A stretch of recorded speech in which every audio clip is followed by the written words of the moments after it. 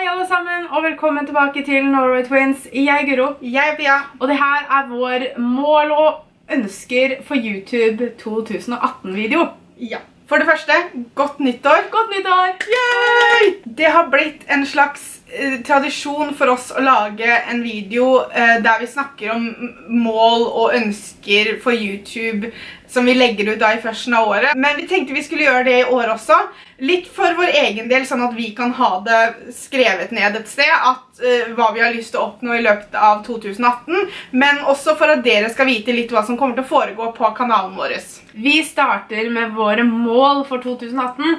Vi har veldig lyst til å nå 3500 abonnenter i 2018. Det hadde vært veldig hyggelig. Det her er et litt større hopp enn det vi har gjort tidligere. Jeg tror tidligere året har vi satt liksom 500 mer enn det vi har hatt i slutten. Nå går vi for 1000 mer. Det som er at jeg og Pia har aldri vært sånn som tenker tall, og vi har aldri vært sånn super opptatt av hvor mange abonnenter vi har, eller sånne ting. Men det er veldig, veldig hyggelig å se at på en måte denne lille Norway Twins-familien vokser. Ja. Og det er derfor vi også har lyst til å sette oss et tall sånn, for det er alltid greit å jobbe mot noe.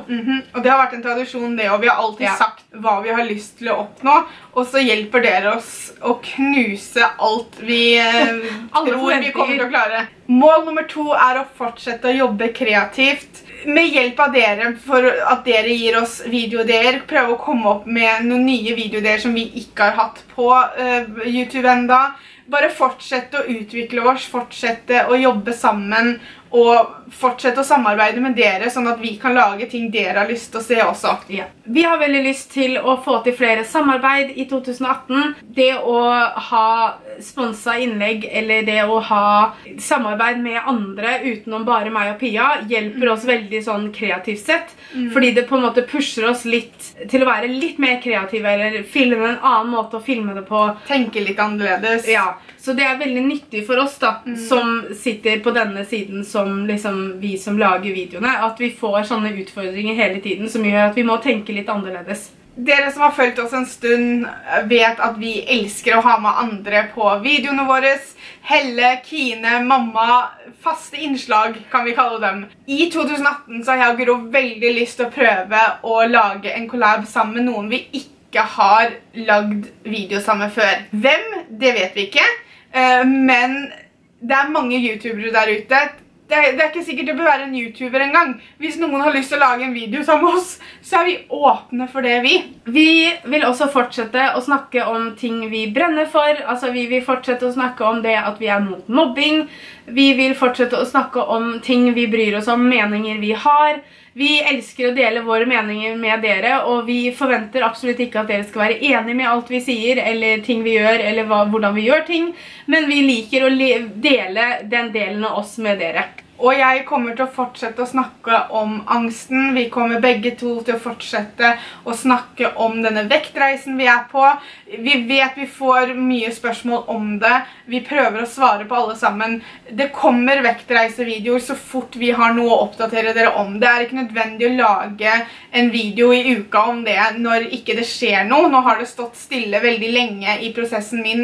Jeg kan bare snakke for meg selv. Det har stått stille veldig lenge nå på grunn av det har vært litt travelt på jobben, og det har bare ikke passet seg, rett og slett. Men nå begynner det å skje ting igjen, og så fort jeg vet noe mer, så fort det skjer noe mer, så kommer dere til å få vite det.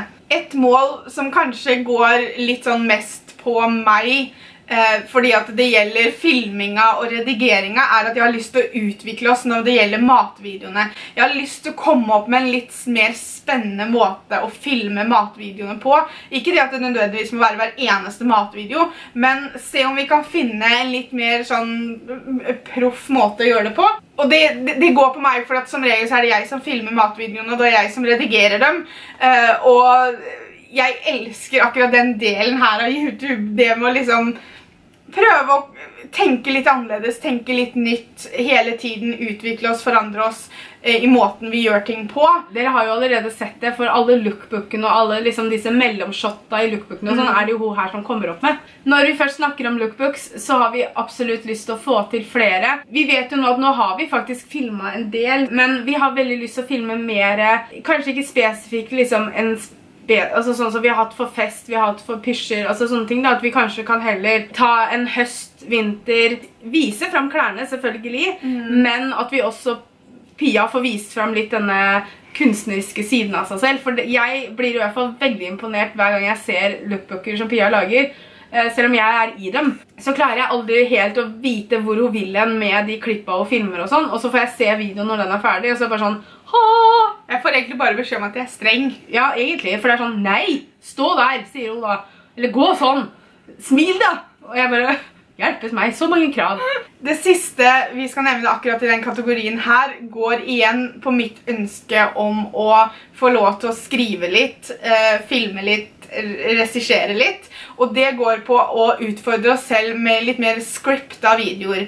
Og da mener jeg ikke det at vi skal sette oss ned og skrive et manus til når vi skal vise dere en sminkevideo eller produkter vi har brukt opp, men det går på litt noe alla sånn som når vi prøvde oss som Ghost Hunters. Vi kan linke den videoen under her sånn at dere skjønner litt hva vi snakker om. For jeg synes det er veldig gøy å skrive korte historier. Jeg synes det er gøy å kunne få lov til kanskje å få med andre som har lyst til å være med og få til noen små, korte historier, små kortfilmer for eksempel.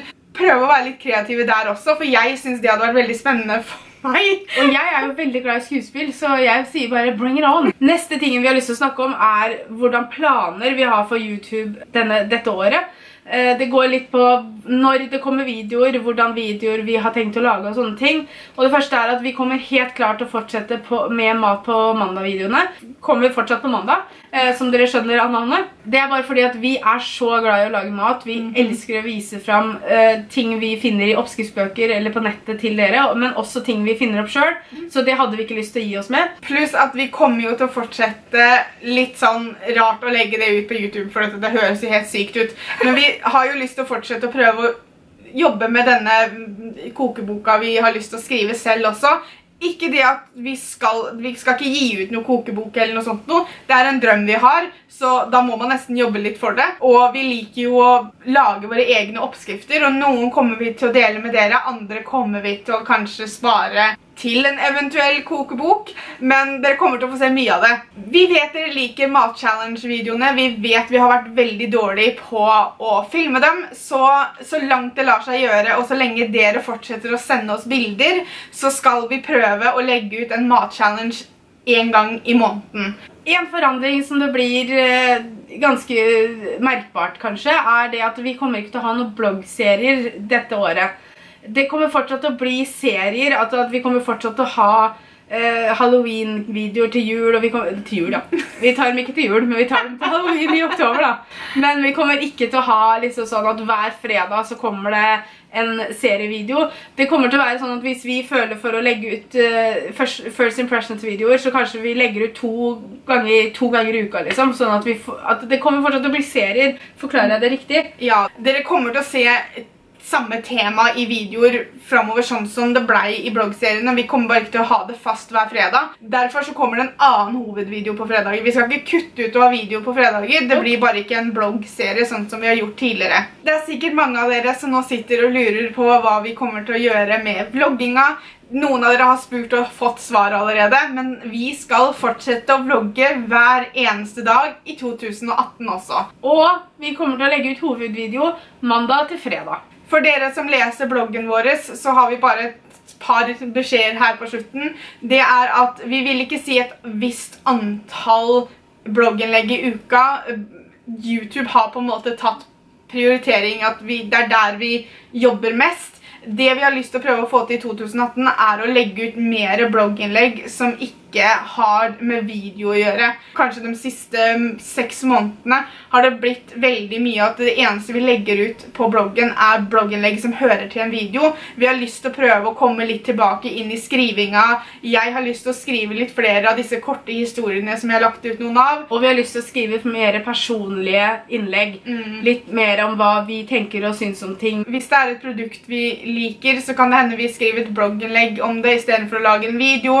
prøve å balansere det litt mer enn det vi gjorde i 2017. Fordi vi begge to veldig glad i å skrive. Vi har Ja. bare ikke gjort så mye av det den siste tiden. Nei. Det var det vi hadde i dag for våre mål / ønsker og planer for året 2018. Vi håper dere syns dette hørtes spennende ut, og at dere har lyst til å følge oss videre i 2018. Hvis dere ikke har abonnert, så det en sånn liten knapp her nede et eller annet sted, som lar dere gjøre det, og tar oss da et skritt videre til målet 3500 abonnenter. Men vi sier i hvert fall tusen takk for at dere så på, og så snakkes vi. Ha det! Ha det!